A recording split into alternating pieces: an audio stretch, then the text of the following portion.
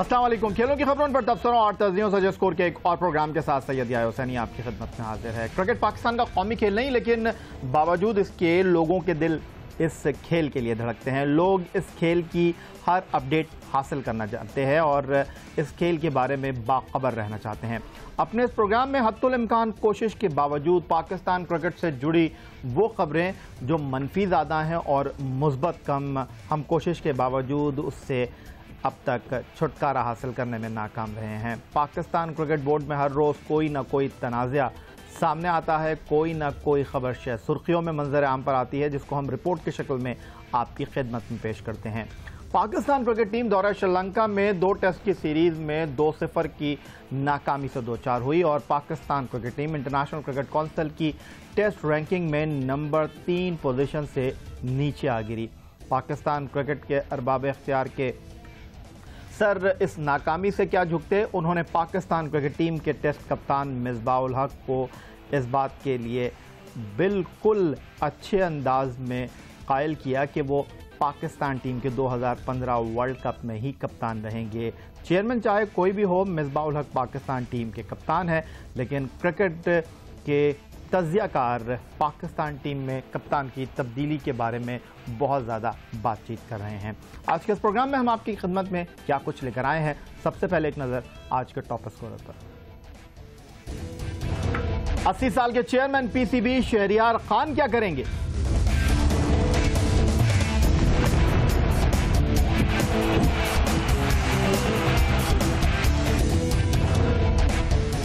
Wicketkeeper Sarfaraz Ahmad को one day team में क्यों नहीं लिया गया?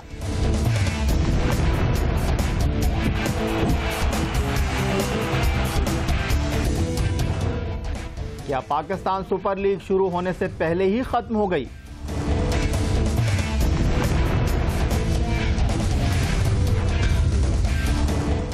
और 100 साल के स्कॉश लेजेंड हाशिम खान अब हम में नहीं रहे।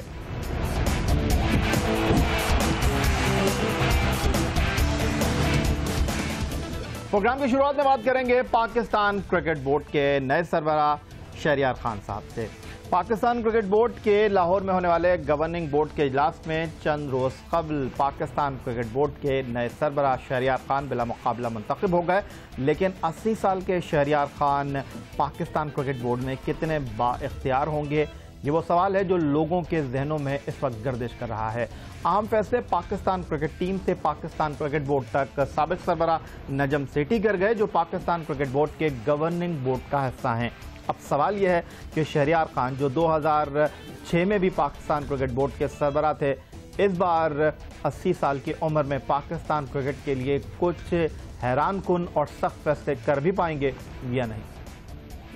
कोई शर्मिंदगी की बात नहीं है, अपनी ग्राउंड के ऊपर। ये नहीं है कोई डिजास्टर हो गया है, डिजास्टर नहीं हुआ, सेटबैक हुआ। और सेटबैक की वजह से हम होलसेल चेंजेस तो नहीं मैं नहीं करूंगा। कंटिन्यूटी करना जरूरी है।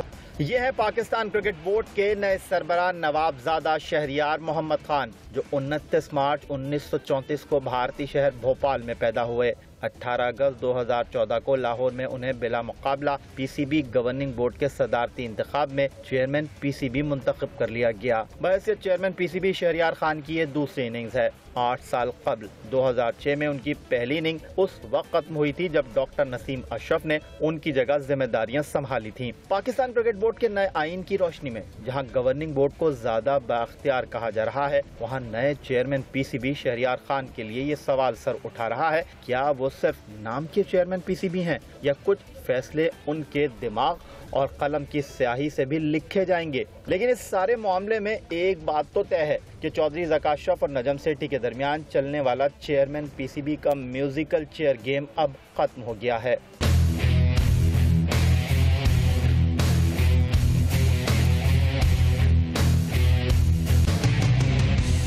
उमर रसीदा चेयरमैन शहरियार खान के आने के बाद सबसे अहम सवाल जो जहनों में गर्दिश कर रहा है वो ये कि क्या शहरियार खान के पास बतौर चेयरमैन कोई फैसला बाकी बचा है जो वो कर सकेंगे, क्योंकि नजम सेठी जाते जाते कई अहम फैसले कर गए। वक़ार यूनुस को 2 साल के लिए हेड कोच मुकर्रर कर दिया गया। ग्रांट फ्लावर को बहैसियत बैटिंग कोच 2 साल का कॉन्ट्रैक्ट दे दिया गया। ग्रांट लूडन फील्डिंग कोच का पीसीबी से मुआहदा कर चुके, मुश्ताक अहमद बॉलिंग कोच लग गए। अब नए चेयरमैन तो कप्तान के बारे में भी वही बात दोहरा रहे हैं जो नजम सेठी माजी में बमागे दहल कह गए थे, यानी मिसबाह 2015 वर्ल्ड कप में ही कप्तान रहेंगे और अब शहरियार खान भी यही फरमा रहे हैं। मैं तो कल तो उनको मैसेज भेजने वाला हूँ कि आप फिक्र ना रहें, आप कप्तान, और ये हार गए हैं वहाँ पर कोई बात, हार जीत तो होती रहती है, कोई डिजास्टर नहीं।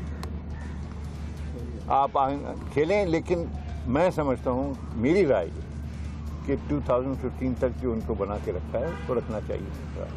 और तो और स्पॉट फिक्सिंग स्कैंडल में इकरार जुर्म करके 5 साल की सजा काटने वाले मोहम्मद आमिर के बारे में भी शहरियार खान का वही मौक़िफ़ है जो नजम सेठी का था।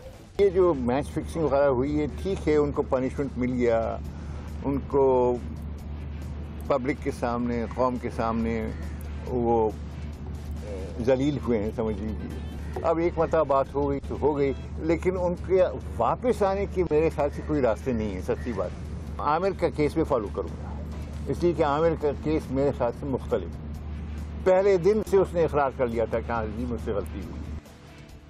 शहरियार खान पाकिस्तान क्रिकेट बोर्ड के नए सरबराह जो अपनी दूसरी इनिंग चेयरमैन की हैसियत से शुरू कर चुके हैं। पाकिस्तान क्रिकेट बोर्ड के अहम फैसले बहैसियत चेयरमैन नजम सेठी कर गए।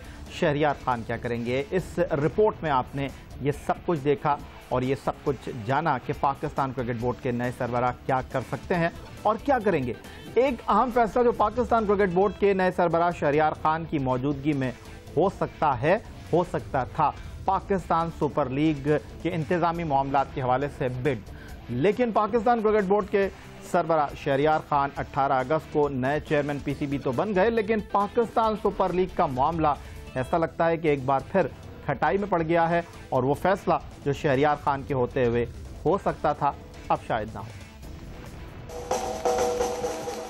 दुनिया भर में होने वाले क्रिकेट लीग की तर्ज पर पाकिस्तान क्रिकेट बोर्ड भी लीग कराने का ख्वाहिशमंद है, लेकिन हर बार मंसूबाबंदी की जाती है, टीमें बनती हैं और फिर इरादे टूट जाते हैं और शायद इस बार भी ऐसा होने जा रहा है। जी हां, 2014 से 2028 तक के अरसे के लिए यानी 15 साल के लिए पाकिस्तान सुपर लीग के इंतजामी मामला बेचने का मामला लगता है फिर खटाई में पड़ गया है। 9 जुलाई 2014 को इस हवाले से पीसीबी की जानिब से पेशकश मंजर आम पर आई। 8 अगस्त 2014 को इस बारे में चुश्ती मुजाहिद की सरबराही में काम करने वाली कमेटी को हतमी फैसला करना था। तहम हायर पाकिस्तान और अमन फाउंडेशन के दरमियान मुकाबले को चंद मजीद मामलात के पेश नजर 18 अगस्त 2014 तक ले जाया गया। 14 अगस्त 2014 को कमेटी के सरबराह चुश्ती मुजाहिद की कोलंबो में पाकिस्तान श्रीलंका टेस्ट के दौरान कमेंट्री करने की कहानी ने मामलात के आगे बढ़ने की जानिब पहला इशारा दिया और फिर वैसा ही हुआ। 17 अगस्त 2014 की रात 30 करोड़ रुपए बैंक गारंटी की मद में जमा कराने वाली दोनों कंपनियों को आगाह किया गया कि लाहौर में चूँकि 18 अगस्त 2014 को चेयरमैन पीसीबी का इलेक्शन होना है,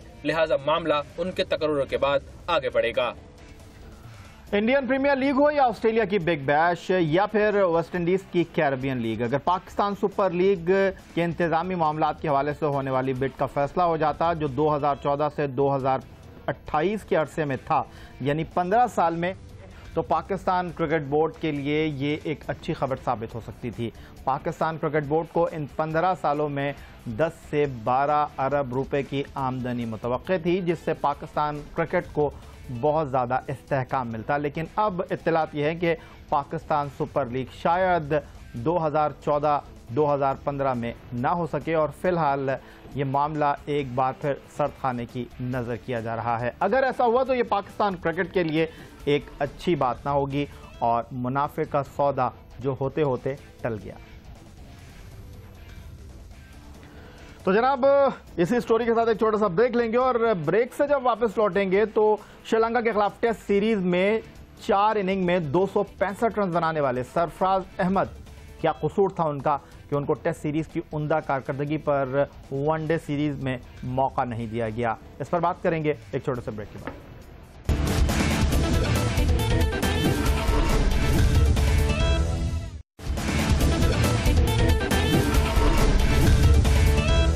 जिस तरह प्रोग्राम की शुरुआत में हमने आपसे कहा था कि कोशिश हमारी ये होती है कि पाकिस्तान क्रिकेट और पाकिस्तान क्रिकेट से जुड़ी खबरों के हवाले से आपको मुस्बत अंदाज में आगाही दी जाए, लेकिन अफसोस के साथ कहना पड़ता है कि पाकिस्तान क्रिकेट बोर्ड में होने वाले फैसले, पाकिस्तान क्रिकेट बोर्ड में होने वाली हलचल हर मायूस कुन और एक ऐसी खबर को जन्म देती है जो पाकिस्तान क्रिकेट और पाकिस्तान क्रिकेट से जुड़े रहने वालों के लिए अच्छी नहीं होती। और कुछ ऐसा ही एक बार फिर देखने को मिला पसंद नापसंद के हवाले से, और इस बार लगता है शिकार श्रीलंका के खिलाफ 265 रन टेस्ट सीरीज में बनाने वाले पाकिस्तान के टॉप स्कोरर सरफराज अहमद बने। होना तो ये चाहिए था कि माजी की तरह टेस्ट सीरीज की उम्दा कारकर्दगी पर उन्हें रिवॉर्ड दिया जाता और वनडे सीरीज के लिए उन्हें टीम का हिस्सा बना लिया जाता, लेकिन ऐसा हो नहीं सका, ऐसा किया नहीं जा गया। और क्यों ऐसा नहीं किया गया? हम ये कह सकते हैं कि पसंद और नापसंद हमारे यहाँ ज़्यादा है, मैं ये कह सकता हूँ, क्योंकि बाज़-ओ-क़ात हमें जो भी चीज़ हमने सेलेक्ट करनी है, चाहे वो टीम है या मैनेजमेंट है, या हमें सिर्फ ये चीज़ एक ख्याल रखना चाहिए कि टीम की नीड क्या है, मुल्क की नीड क्या है। मुल्क की नीड है शाहिद अफरीदी, यूनुस खान, मिसबाह-उल हक, मोहम्मद हफीज़। अगर ये टीम की नीड है, मुल्क की नीड है, तो उनको खिलाना चाहिए। तो मेरे ख्याल से हमें ये सबसे पहले ये देखना चाहिए कि ये मैं किसी को क्रिटिसाइज़ नहीं कर रहा हूँ, मैं सिर्फ ये बात करता हूँ कि जो चीज़ मुल्क के लिए अच्छी हो, जो चीज़ टीम के लिए अच्छी हो, चाहे वो प्लेयर 50 साल का है, चाहे वो प्लेयर 19 साल का है, उसको खिलाना चाहिए। हमें ये बात नहीं करनी चाहिए कि ये प्लेयर 50 साल का हो गया तो इसको फारिग कर दें। कौमी क्रिकेट टीम के साबिक कप्तान यूनुस खान जो कह रहे थे, उसका अमली मुजाहरा देखने को मिला। हाल ही में जब दौरा श्रीलंका में 2 टेस्ट की सीरीज के दौरान विकेट कीपर सरफराज अहमद ने तने तनहा अपनी दिलेराना बल्लेबाजी से खुद को मनवा लिया। Goes again. And that's his 100. It's gone all the way.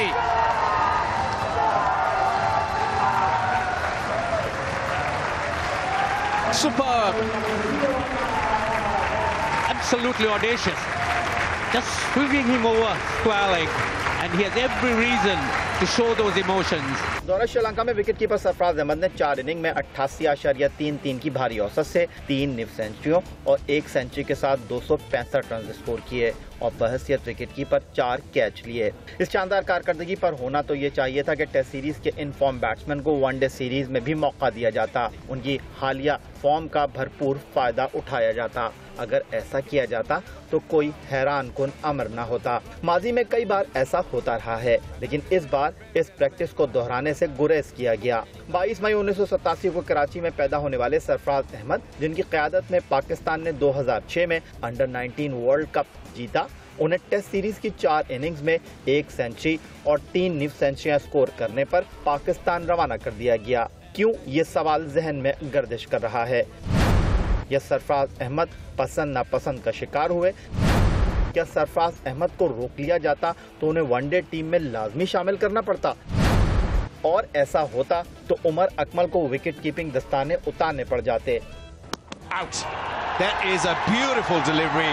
A wrong on, turned away from the bat of the left-hander. ये सवालात नहीं, हकीकत है कि सरफराज अहमद को क्यों ग्रूम नहीं होने दिया जा रहा, उनसे कौन डर रहा है, कौन उन्हें टीम में देखना नहीं चाहता। हैरानकुन तौर पर कौमी सिलेक्शन कमेटी में 2 विकेट कीपर्स मौजूद हैं, लेकिन पाकिस्तान वनडे टीम के पास मुस्तकिल विकेट कीपर नहीं। उम्दा बल्लेबाजी पर सरफराज अहमद को ड्रेसिंग रूम से कितनी दादो तहसीन मिली, ये सब ने टीवी स्क्रीन पर देखा।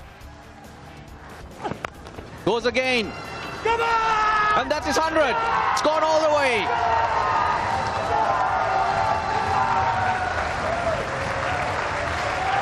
Superb. Absolutely audacious. Just sweeping him over square leg. And he has every reason to show those emotions. Coach Waqar Younis का सरफराज अहमद को ये कहना कि पीसीबी में एडहॉक लगा हुआ है, लिहाजा तुमको रोकना, इजाफी खिलाड़ी का बोझ बर्दाश्त करना एक मसला है। दूसरी जानिब मोहम्मद इरफान किसकी इजाजत पर पाकिस्तान से श्रीलंका के लिए जहाज पर चढ़ा दिए गए? सबसे अहम और बुनियादी सवाल। Team manager Moin Khan chief selector भी हैं, वो तो सरफराज अहमद को हमेशा से सराहते रहे हैं, वो इस सारे मामले में क्यों खामोश रहे? कहीं दाल में जरूर कुछ काला है जो छुपाया जा रहा है।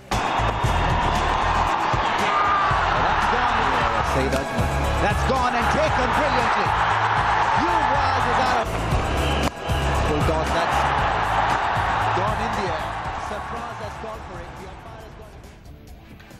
टेस्ट सीरीज में 1 सेंचुरी और 3 निफ सेंचुरियां बनाने वाले विकेटकीपर सरफराज अहमद को वनडे टीम में रखना चाहिए था। श्रीलंका के खिलाफ 3 एक रोजा मैचों की सीरीज में उन्हें मौका फराहम करना चाहिए था। यह सवाल लेकर जब हम पाकिस्तान क्रिकेट टीम के 2 साबिक कप्तानों की तरफ पहुंचे तो उन्होंने भी हमारी हाँ में हाँ मिलाई। उनका ख्याल यही था कि पाकिस्तान क्रिकेट टीम को सरफराज अहमद की दौरा श्रीलंका में फॉर्म से इस्तेफादा करना चाहिए था। सरफराज अहमद की टेस्ट सीरीज में उम्दा कारकर्दगी से वनडे सीरीज में फ़ायदा उठाना चाहिए था और पाकिस्तान टीम को सरफराज अहमद का इन फॉर्म होना वनडे सीरीज में अच्छा लग सकता था, अच्छा हो सकता था। ये कहना है पाकिस्तान के दो साबिक टेस्ट कप्तानों रमीज हसन राजा और मोहम्मद यूसुफ का।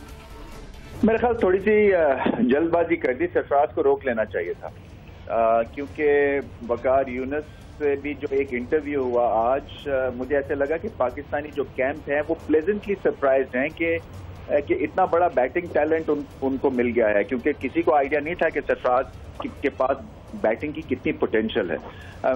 मेरा इसमें व्यू पॉइंट यही है कि जो फॉर्म अगर जिसकी है उसका इस्तेमाल करना चाहिए, क्योंकि वनडे क्रिकेट आसान फॉर्मेट है और टेस्ट क्रिकेट में जो अगर इतने अच्छी कंसिस्टेंटली परफॉर्मेंस दिखाता है तो थोड़ा thinking out of the box करनी चाहिए थी।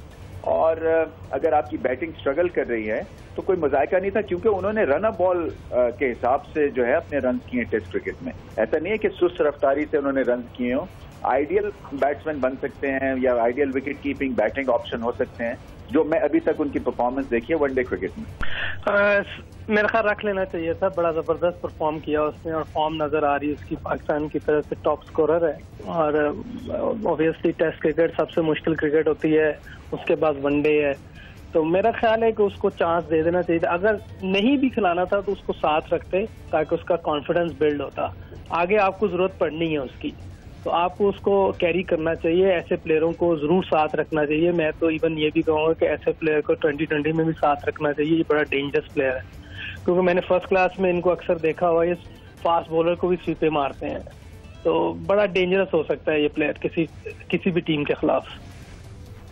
रमीज हसन राजा और मोहम्मद यूसुफ का मौक़िफ़ के दौरा श्रीलंका की टेस्ट सीरीज में 265 रन, 3 सेंचुरी और 1 सेंचुरी की मदद से बनाने वाले सरफराज अहमद को अगर श्रीलंका के खिलाफ 3 एक रोज़ा मैचों की सीरीज के लिए ड्रेसिंग रूम में रखा जाता तो इसमें कोई मजाक नहीं था।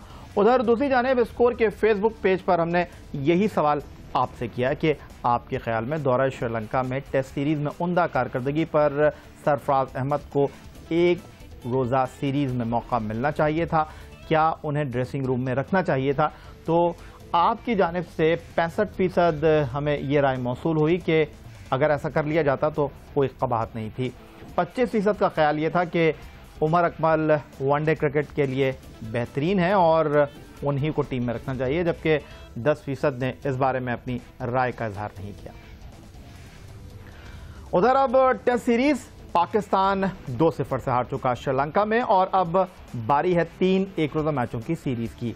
पाकिस्तान और श्रीलंका की क्रिकेट टीमों के दरमियान 3 एक रोज़ा मैचों की सीरीज का पहला मैच होना है जनाब हम्बनटोटा में और उसके बाद पाकिस्तान और श्रीलंका की क्रिकेट टीमों के दरमियान खेला जाना है दूसरा एक रोज़ा मैच कोलंबो में।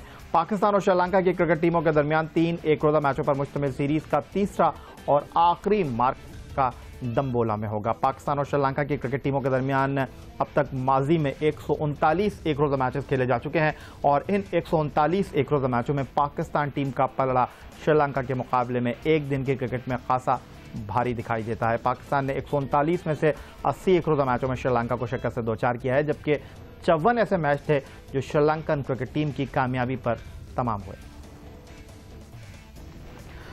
और जनाब पाकिस्तान और श्रीलंका की क्रिकेट टीमों के दरमियान टेस्ट सीरीज शुरू हुई तो पाकिस्तान इंटरनेशनल क्रिकेट काउंसिल की टेस्ट रैंकिंग में तीसरे नंबर पर था और अब पाकिस्तान टॉप 5 टीमों में शामिल नहीं है। लेकिन अब जब वनडे सीरीज शुरू होने जा रही है तो श्रीलंका की क्रिकेट टीम पाकिस्तान से बेहतर पोजीशन में है और दूसरी जानिब Pakistan team international cricket council की वनडे रैंकिंग में 5 इब्तदाई टीमों में शामिल नहीं। इंटरनेशनल क्रिकेट काउंसिल की वनडे रैंकिंग पर अगर हम एक नज़र डालना चाहें तो यहाँ साबिक आलमी चैंपियन ऑस्ट्रेलिया पहले नंबर पर मौजूद है। वर्ल्ड चैंपियन भारत, जिसको इंग्लैंड में टेस्ट सीरीज में 3-1 की हजीमत से 2-4 होना पड़ा, वो दूसरे नंबर पर है। जनूबी अफ्रीका जो टेस्ट क्रिकेट में नंबर 1 पोजीशन पर है, वनडे में उसका तीसरा नंबर है। श्रीलंका, जिससे पाकिस्तान अब 3 एक रोज़ा मैचों की सीरीज श्रीलंका में खेलने जा रहा है, इंटरनेशनल क्रिकेट काउंसिल की वनडे रैंकिंग में चौथे नंबर पर मौजूद है और इंग्लैंड का 5वां नंबर है, जबकि पाकिस्तान 6ठे नंबर पर है। तो मुकाबला कठिन है और पाकिस्तान के लिए श्रीलंका को श्रीलंका में एक दिन के क्रिकेट में हराना इतना आसान नहीं होगा। 2012 में जब मिसबाह-उल हक की क़यादत में पाकिस्तान ने 5 एक रोज़ा मैचों की सीरीज़ के लिए दौरा किया था श्रीलंका का, तो वहाँ श्रीलंका ने पाकिस्तान को शिकस्त से 2-4 किया था। लेकिन यूएई में इस साल के अवाइल में पाकिस्तान ने जो टेस्ट सीरीज़ जीती श्रीलंका के खिलाफ नहीं बल्कि 1-1 से ड्रॉ हुई, उससे पहले वनडे सीरीज़ में पाकिस्तान ने श्रीलंका को शिकस्त से 2-4 किया था। That's what he's going to aim for. Maybe not. He'll just nudge it away for one.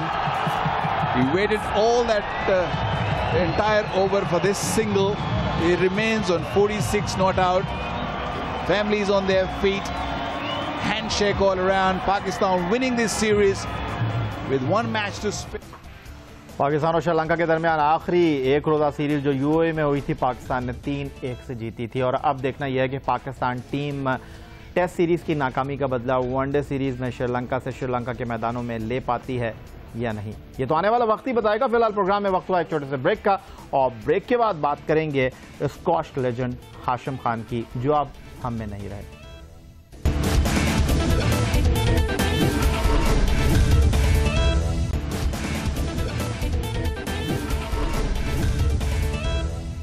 एक जमाना था कि स्क्वॉश में पाकिस्तान का तूती बोलता था। पाकिस्तान ने स्क्वॉश में वो काराए नुमाया अंजाम दिए जो पाकिस्तान की आलमी सतह पर खेलों की दुनिया में पहचान बने, और इन्हीं खिलाड़ियों में से एक मरहूम हाशिम खान भी थे, जिन्होंने पाकिस्तान को इस खेल में वो कुछ दिया जो पाकिस्तान हासिल करना चाहता था। लेकिन अब हाशिम खान हम में नहीं रहे।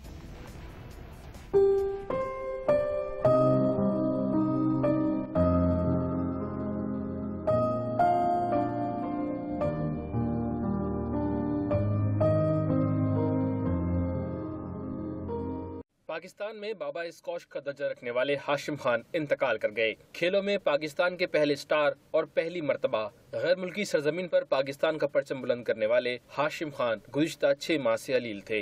उनकी उम्र 100 साल थी। हाशिम खान पाकिस्तान में स्क्वॉश की जन्मभूमि पेशावर के नवाही इलाके नवाकली से ताल्लुक रखते थे, इसीलिए उन्हें नवाकली के तूफान का नाम दिया गया। आजादी से कबल हाशिम खान के वालिद ब्रिटिश गवर्नमेंट में स्क्वॉश क्लब में मुलाजमत करते थे। वहीं हाशिम खान स्क्वॉश कोर्ट में बॉल बॉय की खिदमत अंजाम देते थे। खेल खत्म होने के बाद हाशिम खान अपने हम उम्र लड़कों के साथ स्क्वॉश की प्रैक्टिस किया करते थे। 1942 में वो ब्रिटिश एयरफोर्स ऑफिसर मेस में स्क्वॉश कोच बन गए। 1944 में उन्होंने मुंबई में होने वाली पहली ऑल इंडिया स्क्वॉश चैंपियनशिप अपने नाम की और मुसलसल 3 साल तक इसका कामयाबी से दिफा किया। क़याम पाकिस्तान के बाद हाशिम खान ने एयरफोर्स में मुलाजमत इख्तियार की। 1949 में पहली कौमी स्क्वॉश चैंपियनशिप जीती। फिर 37 साल की उम्र में हाशिम खान ने 1951 के ब्रिटिश चैंपियनशिप का टाइटल जीत लिया और मुसलसल 7 साल तक चैंपियन रहे। हाशिम खान के इंतकाल के साथ ही स्क्वॉश का एक अहद अपने इख्तिताम को पहुंचा है।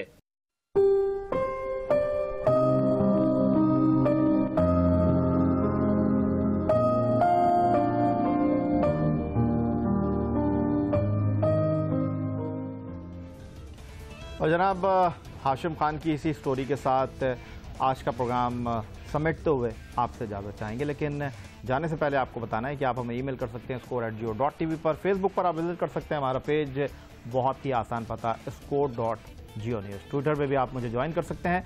फिलहाल आज के प्रोग्राम से चाहेंगे इजाज़त, इस उम्मीद के साथ, इस दुआ के साथ, इस तवक्को के साथ कि पाकिस्तान में खेल और खिलाड़ी तरक्की करते रहें। सैयद याह्या हुसैनी को स्कोर की पूरी टीम के साथ अगले प्रोग्राम तक के लिए इजाज़त दीजिए। अल्लाह हाफ़िज़।